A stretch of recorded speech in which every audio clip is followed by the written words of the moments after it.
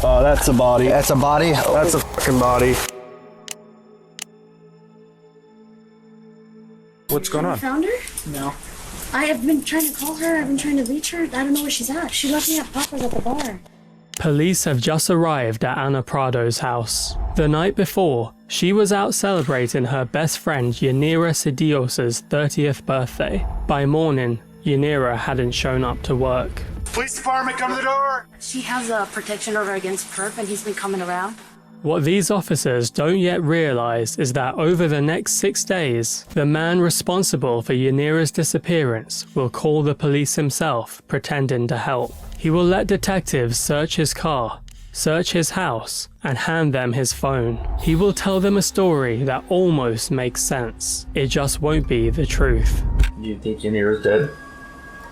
I hope not. I hope not. I don't think that at all. But I was worried about that. That's a leg. That's a female. That's her fingernails. That's her fingernails, yeah. Yanira Cedillos was a 30-year-old mother of 3 from Moses Lake, Washington. A receptionist by day, she was the kind of person her family said could light up a room the moment she walked in. Her kids were everything to her. Shortly before midnight on March 3rd, Yanira stepped out of Papa's casino, having just celebrated her 30th birthday with her best friend Ana and close friends. But the night was about to take a dark turn. The group had been drinking, and somewhere between the casino and the parking lot, an argument broke out between Yanira and Ana over who was fit to drive. Yanira ran off into the night alone. It was the last time her friends and family would ever see her alive. The following morning, when she failed to show up to work, her family made the call that would set this investigation into motion. I needed to report a missing person. Okay, the child, adult? An adult. So my sister has a protection order against someone, and her work called today. She never misses work, so they're really worried because she didn't show up, and she had been having some problems with him lately. My mom's at her house, her car's there, but they don't open the door. So are you wanting like a welfare check done to your sister's house? Have an officer go over there? Yes, please. Okay. My mom's over there. I'm just over there right now. Okay, and you said your mom is there right now? Yes, my mom's there. Okay, and you said what's been going on lately that you were worried, you said? So she has a protection order against her boyfriend. And so he violates the order a couple times and has gone over. So last night they saw her. She stopped by one of my sister's homes, and this morning her work called and they're like, hey, she didn't show up, and she never misses work. So she shared what has happened. So they were very concerned the fact that she didn't show up. So my mom drove over to her apartment right now. Her car's out there. She's been banging on the door, but there's no answer. Okay, we do have officers dispatched, so I'm going to go ahead and let you go. Just give us a call back if anything changes, okay? Officers respond to Yanira's apartment for a welfare check, and what they find inside raises more questions than answers. Police department, come to the door! Downstairs. Down there. Who is in there? So she has a protection order against perp and he's been coming around. So we're not sure. She never misses work or anything. I had yelling. Huh? I had yelling. Can you guys try calling her? See if her... The phone is off. And when's the last time you talked to her? Last night, she What? was by my house. Say bye to her kids. Was there any issues last night, or did she say of any issues? She said, I gotta go because I gotta go to work tomorrow morning. I love you, baby. And she left. And you mentioned some man that she has an order with, or had an order with? What's his name? Donnie? Donnie Smith? Okay, are you guys concerned for her safety and welfare? Yeah. Okay. Yeah. Not that long ago, they violated an order and they were here trying to arrest him because he was here banging on the door and stuff. The man Yanira's mum and sister are referring to is her ex-boyfriend Juan Gastelum, who also goes by Johnny. Juan had a protection order filed against him following repeated domestic violence incidents against Yanira, and in the days leading up to her disappearance, his behavior had become increasingly obsessive. With yelling audible from inside and Juan's violent history, officers enter the residence. But there's no sign of Yanira anywhere. Now officers regroup with her mother and sister. But before we get to that, I want to talk about something I've been putting off for far too long. For years, I struggled with insomnia. Every time I thought about booking an appointment, it just felt like a hassle. Long wait times, phone calls, and figuring out insurance. I kept telling myself it would get better on its own. It didn't. It's an easy trap to fall into. But that's where today's sponsor, ZocDoc, comes in. ZocDoc is a completely free service that makes finding and booking a doctor's appointment simple. Just choose the type of doctor you need, enter your location and insurance information, and ZocDoc will show you providers that fit. With more than 150,000 healthcare providers across all 50 states, from primary care to dental health to urgent care to mental health, you'll have plenty of options to choose from. Check their reviews, pick a time slot, fill your details, and just like that, you're booked. Many appointments are available within 24 to 72 hours and sometimes even the same day. Recently, I finally decided to stop putting it off and find a doctor. Being able to read real patient reviews and quickly narrow down providers that accepted my insurance made the whole process surprisingly easy. A few minutes later, I had an appointment booked. I spent months ignoring my insomnia problem. Don't make the same mistake. If there's something you've been putting off, make it easy on yourself. Head to ZocDoc.com/dangle or click the link in the description to book a doctor today. It may seem like a small step, but clicking that link could be the first step towards taking better care of your health. Thanks to ZocDoc for sponsoring this video, and with that said, let's get back to the video. She's not there.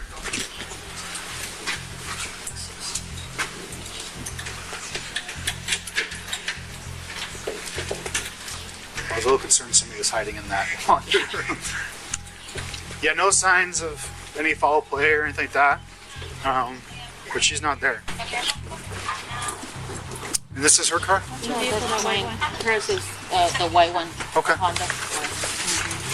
Yeah, we can get her information, put an ATL out. Yeah. I'll be back. Good, how are you? Good to see you. That's weird, your sister's...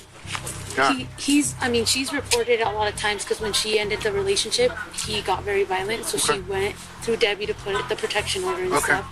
And he's just been coming around, calling her and nonstop. Okay. Yeah, she's not there. We secured her room. He probably took her then. Because she came back, she left her vehicle. Okay. Well, we'll put an ATL out for her, attempt to locate. And if we contact her, we'll have her get a hold of you guys. Officer Pitt will get your guys' information, and we'll get an ATL put out, okay? Yeah, she doesn't answer for... What are you thinking? What was boyfriend's name again? Johnny?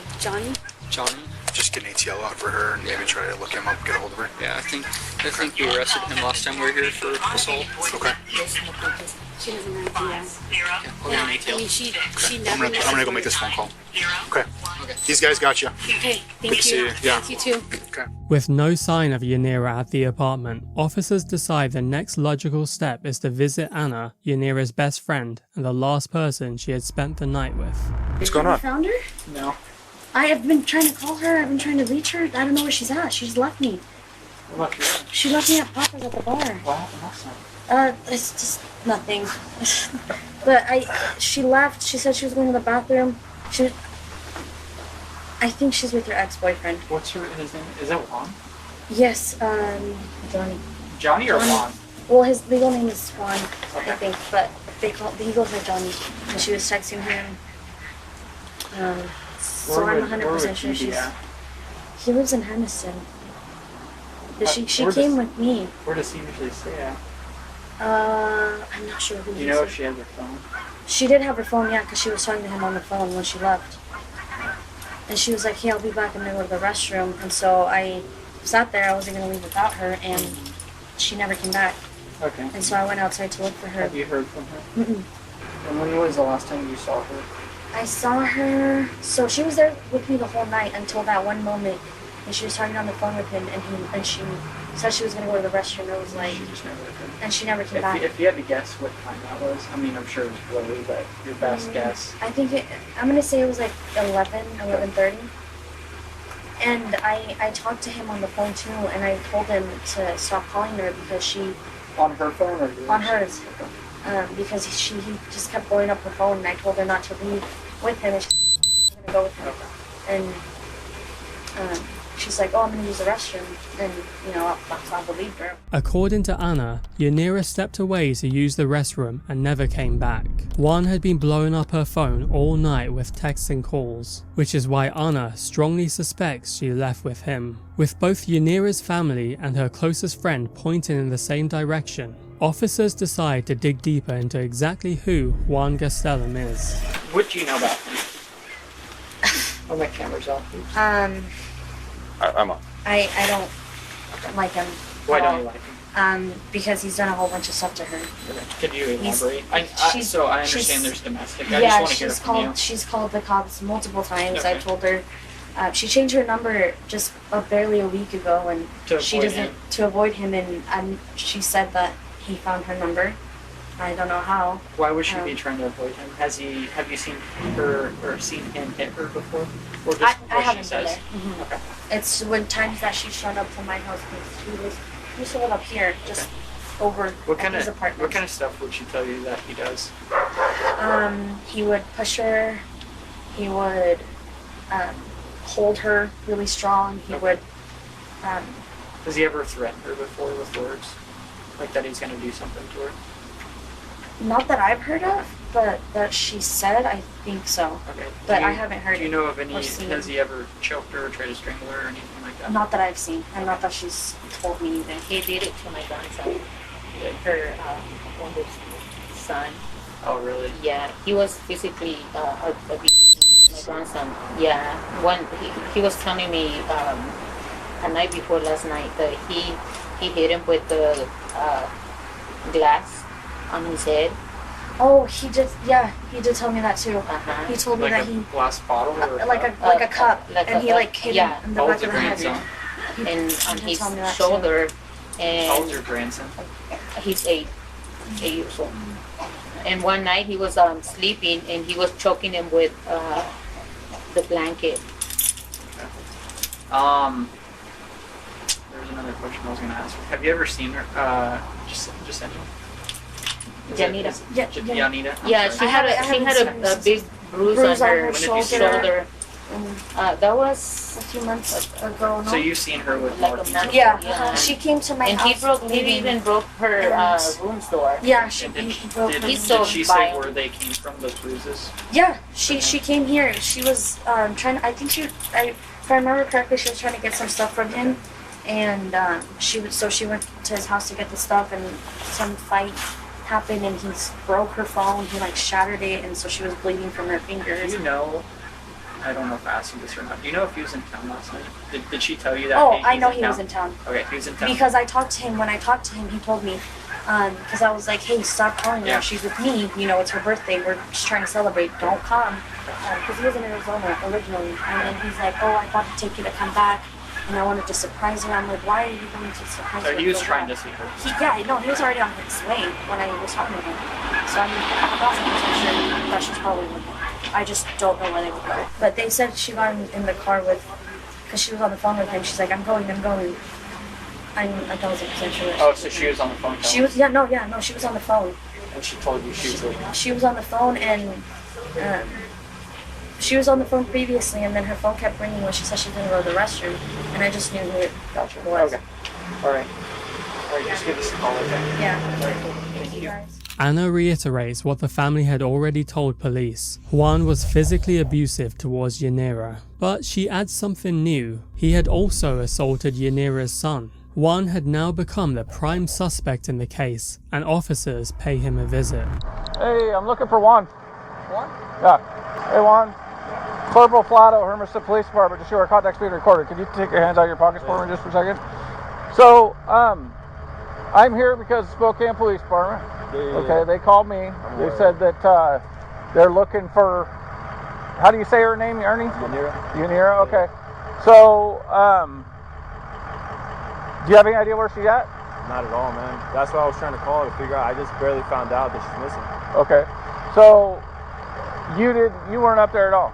I went up there, but the thing is, she was crying because she got in a fight with her friend, Anna or whatever, and she was hysterical, saying that she wanted to drive, and her friend was saying no because they're all f***ed up.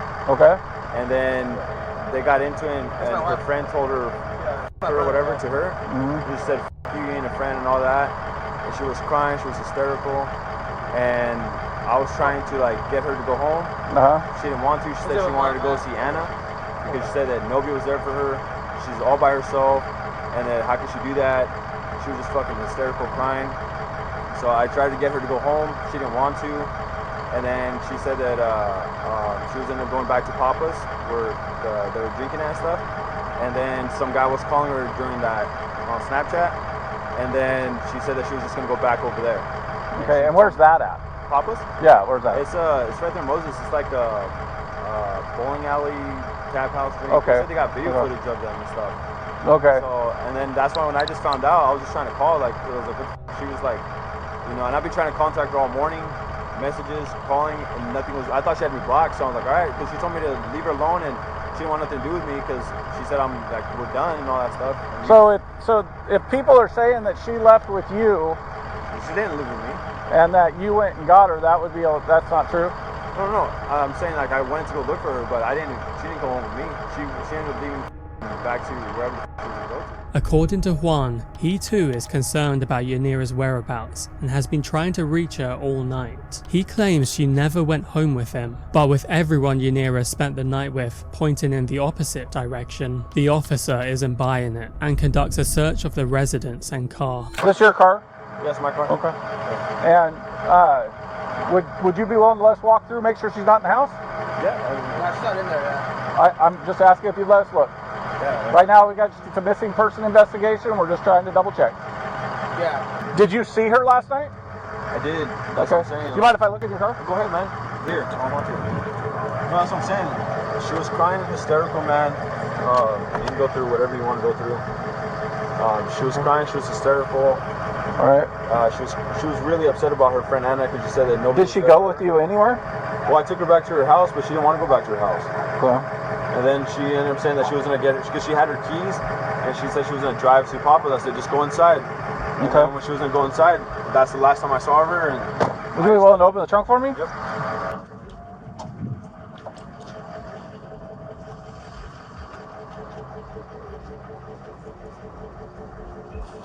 Okay.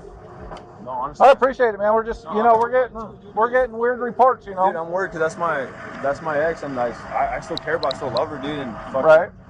She was like, so dude, she called me crying. She was hysterical because, like I said, she wanted to drive. She said she told me that she was sober enough to drive her friend's car, and her friend said, no, we're all f***ed up.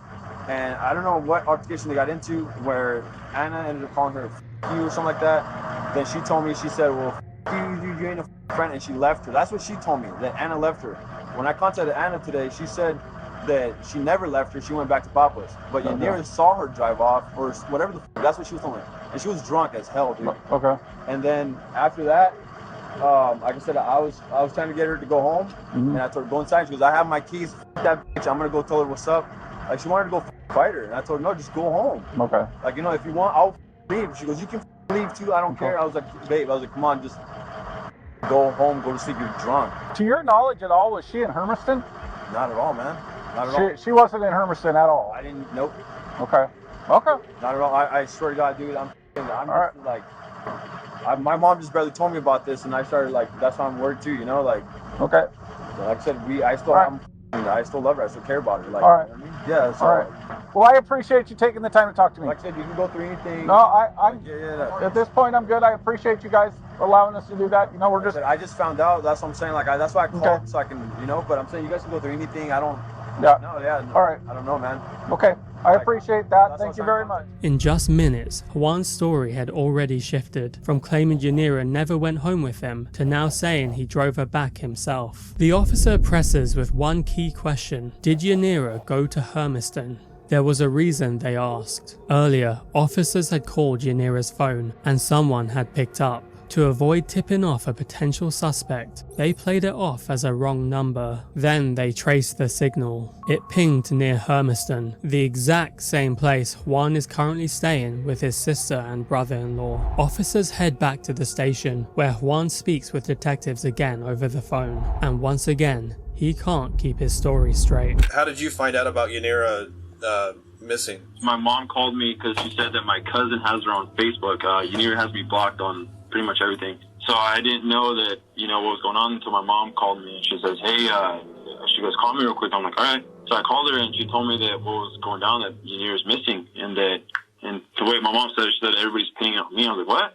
So then that's why I got up and went through her friend's account, Anna, the one that she was with last night. And I got a hold of her and I told her, hey, and I don't think she knew who she was talking to at first, but then she ended up telling me that, hey, you need to call the cops. And I'm like, all right, so give me the number then. And I did, I saw her there. She told me if I can get her. And I said, yes, of course, so I went to go see her. And then she was just going off about, and she was crying, like, dude, she was freaking crying that she said that because Anna betrayed her. What kind of a friend is that? That she left her, that she would never do that. She goes, and then she kept saying that she spent $80 on her birthday, that Yanira spent $80 on Anna's birthday when it was her birthday, but Anna only spent $40 on her birthday. She said, what kind of a friend is that? She goes, I always go out of my way for people that I love and my friends and everything, and nobody gives a fuck about me, this and that. So I told her, let me take you home, let me drop you off. And so she was just going off the whole time, and then she was hugging me. She told me that she's glad that I came, that that she had been wanting to see me. And then I told her, I'm just worried about you. I've been trying to contact you all night to try to see, so I can see you, so I can at least hang out with you and stuff like that. So you did drive her to these apartments? That's what I'm saying. I did. She was trying to get back to her car so she can drive. I wasn't letting her. I told her no. She wasn't fighting me on it, but she said, no, I need to go. I was like, no, you need to go home. Just go inside, and then she was just too upset about the whole Anna thing, and then she kept just thinking that I was going to be the same way, where I was going to leave her and shit like that. How long did you think you stayed at her place, roughly? An hour, probably. Okay. And then what happened after that? I ended up leaving. Okay. Where was she again when you left? She was in the living room when I was leaving. She still had her clothes on, everything. A strange detail to volunteer, but what matters more is that Juan's story had just changed again. From never going anywhere with Yanira, to dropping her home, to now admitting he went inside for about an hour. Except that isn't true either. Security cameras outside Yanira's apartment complex captured Juan's car arriving at 11:57 p.m. and leaving at 5:49 in the morning. He didn't stop by for an hour. He was there for nearly 6. With Juan's story unraveling, detectives reach out to one of Yanira's friends, who reveals just how possessive Juan had become. So apparently, do you have some social media screenshots? Yeah, I have some screenshots on social media about a conversation that we had about 30 days ago. I didn't think anything of it at the time, but now that this whole thing is going on, when I read the messages, it just comes off really concerning as to an ex-boyfriend that she had and how possessive he was, and essentially just how emotional he was about the whole situation that they were breaking up. But there's messages in there where he's telling her, you're mine, I still see you as mine, I have feelings for you, and and then there's other messages where he's kind of bipolar, and he's telling her, I hate you. It was an ex-boyfriend, yeah, because she posted on her story something about someone come get their man, he's barking up my tree. And essentially he messaged her about a girl that he was talking to, and he's basically like, hey, I got this new woman, I don't need you anymore, yada yada. And so she posted on social media like whoever this girl is, come get your dude, because he's still messaging me, begging me for me back. And then that's kind of how me and her had that conversation about oh, what the heck's going on? And she's like, I don't know, man, but just yesterday he was telling me he was begging for me back, Okay, thank you. Of course, man. I hope you guys, find her, and I hope you guys are safe as well. Okay. Thank you very much. All right. If you hear anything, please let us know.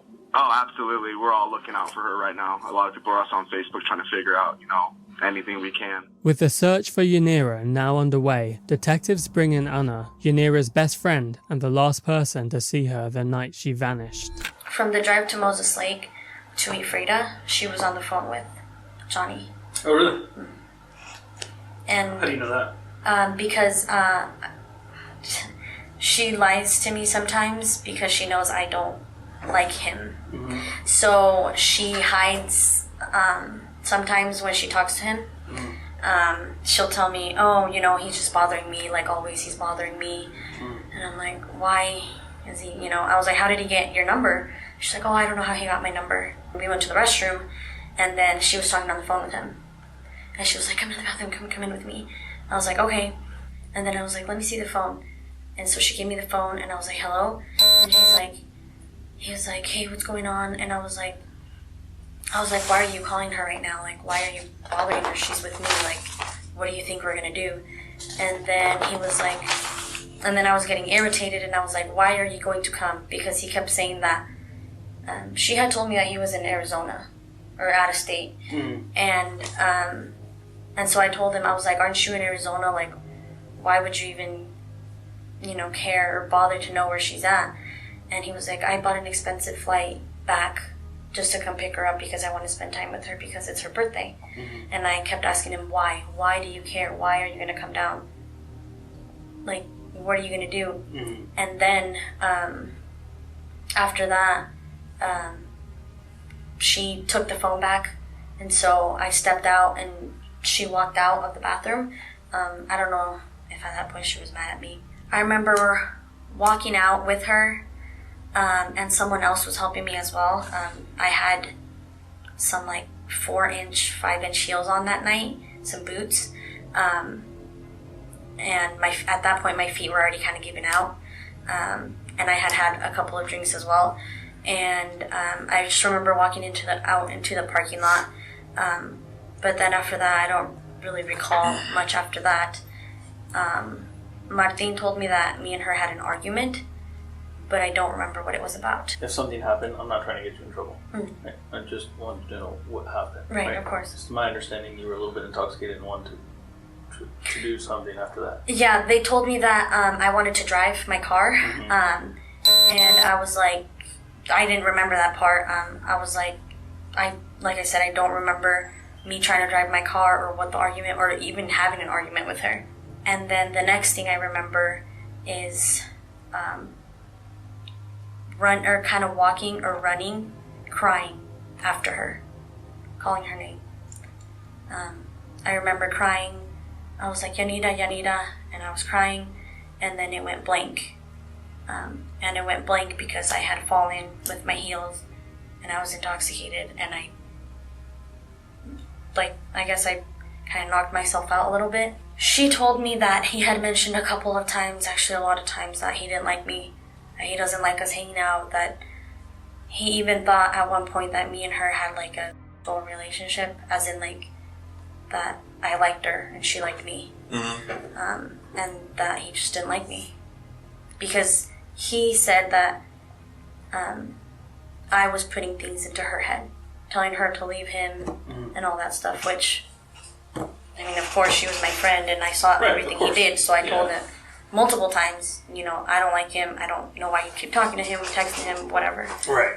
At this point in the investigation, the evidence against Juan is overwhelming. Detectives decide it's finally time to bring him in for questioning. When did you let her know that you were probably coming to Moses to try to see her for her birthday?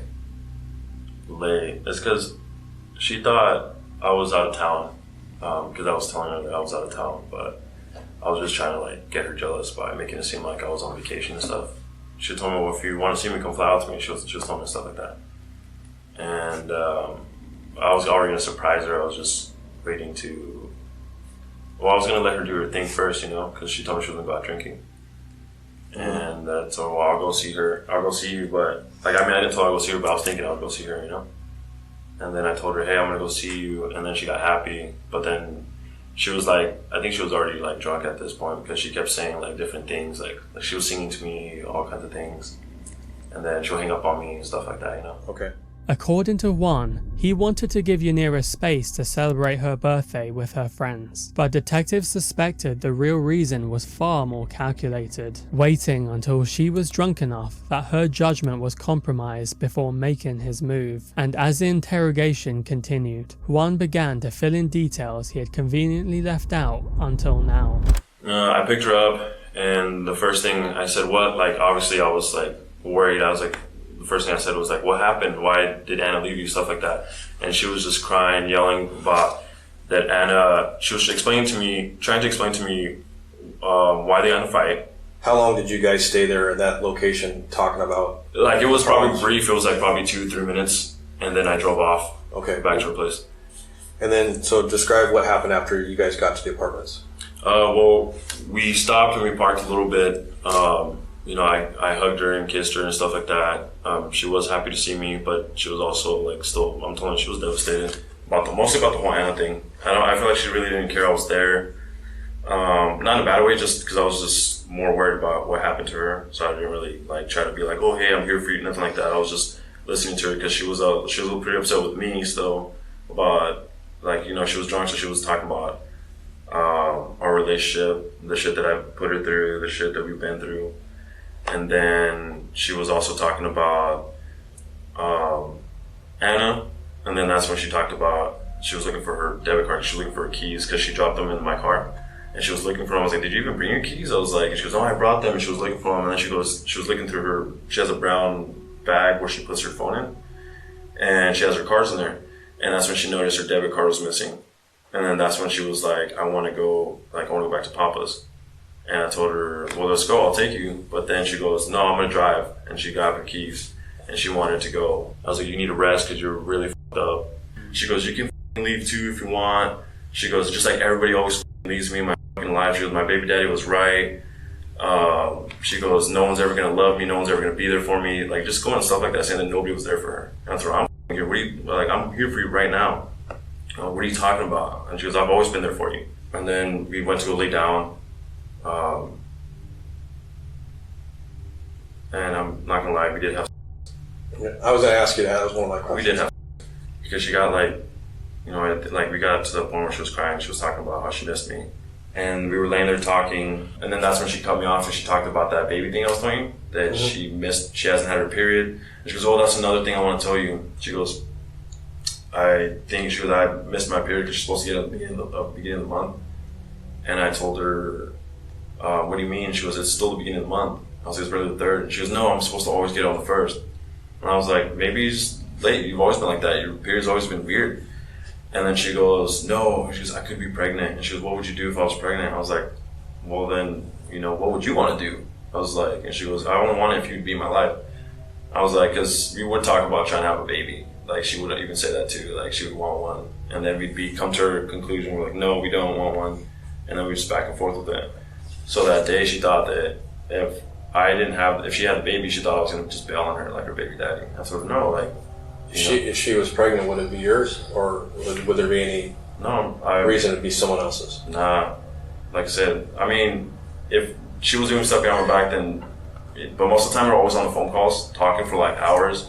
So I doubt, but maybe, but I always trusted her on that because I know she wouldn't do that to me either. Like, I always feel like she wouldn't just tell me, oh, it's your baby and it's somebody else's. Like, I don't think she was that cold like that. She was a good person. Like, I wouldn't even say like something like that, In this moment, Juan slips. He refers to Yanira in the past tense, stating that she was a good person. He also claims Yanira told him she might be pregnant. There are only two possibilities. Either it's true and Juan had just handed detectives a motive, or he's manufacturing it, building a reason for the intimate night he wants them to believe happened. Either way, detectives aren't done with him yet, because Juan is about to reveal a detail that directly contradicts evidence police already know to be true. Just how did you get home? Did you make any stops on the way home? Not at all. Okay. None at all? Not at all. Okay. Went straight home. I was pretty tired myself. So. What route do you take to go home then? All the way straight to Pasco, and then Pasco, I go to Kennewick through the Blue Bridge, and then just go straight to Kennewick through like all the traffic lights, all that stuff, like passing. I think it's Columbia Drive or something. Yeah, I think all that. Just so you go all the way through the lights. All the way through the lights, every single thing, just to go to the back straight to Hermiston. That was it. And then I take every time when I go to Hermiston, I just take the freeway all the way to my sister's, because I literally just go straight to my sister's. Okay. Juan tells detectives he drove straight home without taking any detours or stops. What he doesn't know is that detectives already have evidence that says otherwise. At 7:30 that morning, a Chevron gas station 4 miles from Yanira's apartment captured Juan pulling in behind a white pickup truck. He doesn't pump gas, he doesn't go inside. Instead, he dumps several bags into a dumpster, then wipes down his back seat. At this point in time, as Juan sits across from the detective, those bags have already been pulled from the trash and logged into evidence. Inside the bag were kitchen knives and a large hunting knife with a cadaver dog already alerted to human blood on the blade. Detectives highly suspect they are sitting across from a murderer, and now they begin to press him harder. A lot of the stuff's not even, like, most of that shit's not even true. Like, the abusiveness, it was like mostly me. Like, I have scratch marks on here that she scarred me from when we fought. And the time when I hit her, I pushed her off me. I never punched her or anything like that. I would just push her off me where she would fall and hit something. And I know it was a thing. And one time I did hit her with my shoes because she was also, she was pretty abusive too with me. Like, you know, I would take him, obviously, but there was a time where she would freaking hit me really bad where I would just be stupid and end up hitting her back. Like with my shoes one time, I just fucking swung at her and hit her in the neck. And I understand that. But it was like, but I know what that I've done. Like, I'm not saying I'm insane, man, but you know, I do love her. I care about her, man. Like, you know, so. And it's apparent. Yeah, I even got this tattoo just to dedicate it to her. You know, like, I am devastated about us. Obviously, you know, I am a jealous guy, but pretty much any guy is too. You know, yeah. Like, if you're talking to me, and then you're talking to other guys, like, obviously that's gonna, like, you know, that's gonna hurt. It's gonna strike a nerve with me. Definitely. But definitely, it's not like we're, you know, I know we always come back to each other. I have a hard time seeing how you loved her, right? I'm not saying you don't. I'm just saying when you ask somebody what love is, right? It's all these lovey-dovey feelings. It's all these hugs and kisses and all that stuff. And I'm not saying that didn't exist with you guys. But what I'm saying is there was other stuff going on. Yeah. Right? Yeah. And I do think at some point you were trying to surprise her for her birthday. That I do believe, right? But I don't think it's the way you said it. It was, maybe you were trying to make her jealous. But to be honest, I think you got a little bit jealous too, right? Because I think you knew she was going to go out with other people. Well, yeah, that's why. Yeah. Of course. Yeah. And I think you wanted to intercede in that, right? I think you wanted to interrupt that. Yeah, I wanted to hang, like, I know if I would have been there, because before that she would told me that she'd want me to be down there, you know? Yeah. And I was just made it seem like, oh, I'm over here vacationing or whatever, just to make her jealous. So for the sake of honesty, have you followed her around before? Follow her around? Yeah. Just to see where she's at and see what she's doing? When it comes to like following around everything, I've never done that. Never done that. So I know we've been talking a lot about what happened that night and what occurred. What do you think happened to Yanira? Well, I know this is a far stretch. I haven't talked to my sister about this, but I doubt it. But at first I was thinking, it came to my mind about her baby daddy when he threatened to kill her and her kids and her mom or whatever. But then I was like, nah, that fool doesn't drive. He lives in Wenatchee. But that was the only thing I could think. And the other thing I could think of was maybe she left. But you guys said her car was there? I don't know. Oh, no, okay, so. Yeah, I don't know. But I know it's like when I call, it's either she has it blocked or her phone's off. Because when I call, it just goes straight to voicemail. And I've called plenty of times that day. I don't know. But I always delete my messages and call logs and stuff like that. So that's why I don't care if you guys go through the phone. Yeah. But it's not just because of her. I just have that habit of, because I used to always tell her I have that bad habit of when I cheat on girls, or when I used to cheat on girls and stuff, I just had that bad habit of deleting everything. Do you think Yanira's dead? I hope not. I don't think that at all. But I was worried about that. Because my brother-in-law did ask me, he's like, you think something worse happened to her? And I was like, dude, I don't even want to think like that. Like, I don't think she is. I think she's probably, my worst scenario is thinking she's probably the guy. Despite the mounting evidence, detectives let Juan leave, hoping he would lead them to Yanira's body. But one detail from the interview stood out. Juan had claimed he deletes all of his text messages. Officers went to verify that with his brother-in-law. One thing I do kind of find weird, and I don't know if you know anything about it, he deletes all his messages, or so he says. Yeah. Is that true? Yeah, because I mean, he does a lot of bro. He gets like a lot, like, you know what I mean? He's like I said, since he's broken up with her, he's been, I mean, he hooks up with a bunch of chicks, so I mean, you know, he's just trying to probably cover his ass if anything, you know, if he's a girl, you know? Okay, yeah. Yeah, but other than that, I mean, yeah, that's how he's always been, kind of, you know? And then, any violent tendencies with him? Anything? No, I mean, not that I've seen. I mean, he's really, like, mellow guy, you know? But I mean, I don't think so. Okay. No.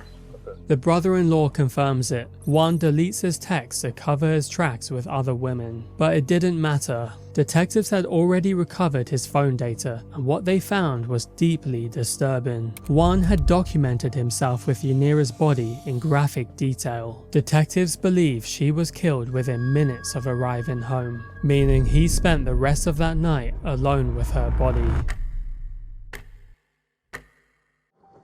After 6 days of hoping Juan would lead them to Yanira's body, detectives abandoned that strategy and switched tactics entirely. Officers make their way to Juan's residence and use a carefully calculated approach to take him into custody without tipping him off. Hello, Juan. Yeah. Hey, we're up following up on the shooting that happened on Monday. Oh, yeah. Want me to call my sister? No, that's fine. Do you know where they came through the fence at? I came through the other side. If you want to come through the front.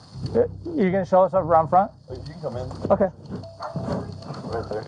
And did they come over the fence or through the fence? No, it went over. That's where my sister said she heard it. And then she heard it and then just went through like that. And so you weren't here when it happened? I wasn't here, no. No, my brother-in-law called me, told me to come over here. I wasn't even until I was on my way over here. So, what looks like happened was you showed up when my sergeant was here? Yeah, I believe when he was talking to my sister. Uh-huh. Yeah. But you know what? You can't drive, man. Huh? You can't drive. Well, I wasn't driving though. He said he saw you pull up. Oh. Right? So, you understand that's a crime, right? Yeah. So, I need to take you into custody for suspended driving. You're going to go to my office to fill out a ticket, and it's not that big of a deal. Okay? I need you to go ahead and put your hands behind your back. Palms together.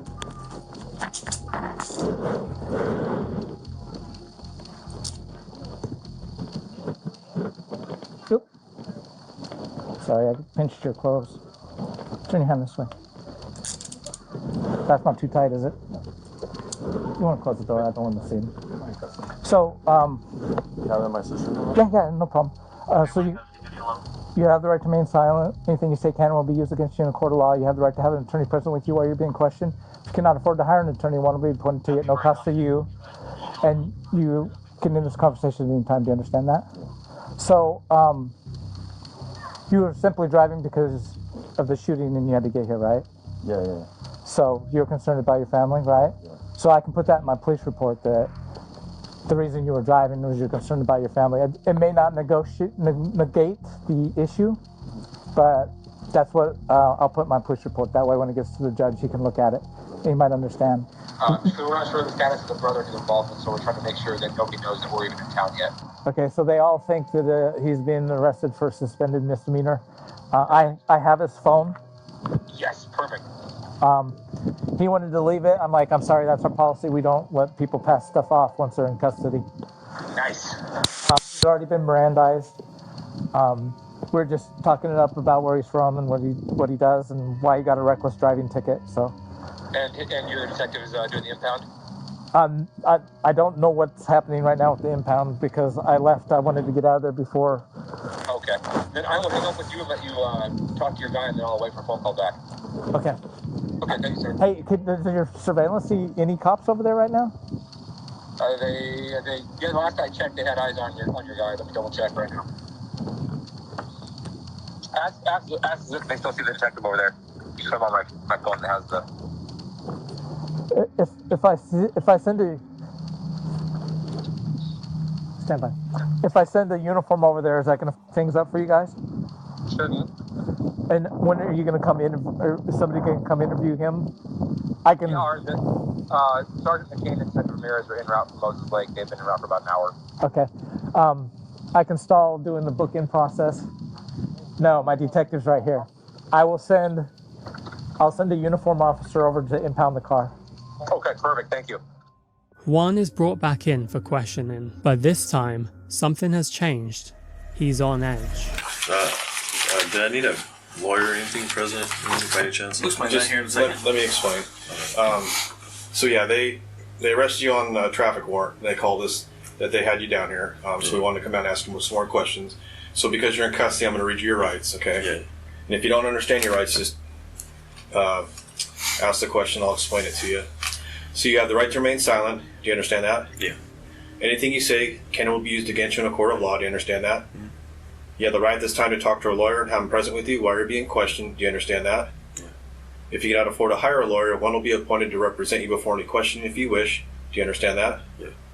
You can decide any time to exercise these rights and not answer any questions or make any statements. Do you understand that? Yeah. Do you understand each of these rights that I explained to you? And then having these rights in mind, do you wish to talk to us? Just because maybe I would want a lawyer. Huh? Maybe I would want a lawyer. You want a lawyer? Maybe, yeah. Okay. That's your right. Yeah, just because my family had called for a lawyer for me, and just to have somebody defending me or something like that. And the only thing they said on the speaker was that, that to make sure that I have a lawyer appointed or something like that. So I wasn't sure. I just want to know if because I felt kind of like it's set up right now. I mean, this is weird. That's why I'm like, I don't know if I should have. That's what I was asking. Should I have that or not? I'm just, It's entirely up to you. That's your right. Yeah. It's entirely up to you. It's your right. It's whatever you think is best for you at this time, and we'll go from there. Juan Gastelum was charged with second-degree murder and second-degree. For months, Yanira's body remained missing, despite exhaustive searches by both police and her family. Eventually, Moses Lake PD used a forensic mapping tool to retroactively trace Juan's phone coordinates. One rural location stood out. After more than 2 months of searching, investigators finally made the discovery that Yanira's family had been dreading. Here, I got this. Oh, that's a body. That's a body? That's a body. Stop. Just, back out. Okay. I mean, if you want to confirm, but that looks like. Yeah, that looks like a dead body to me.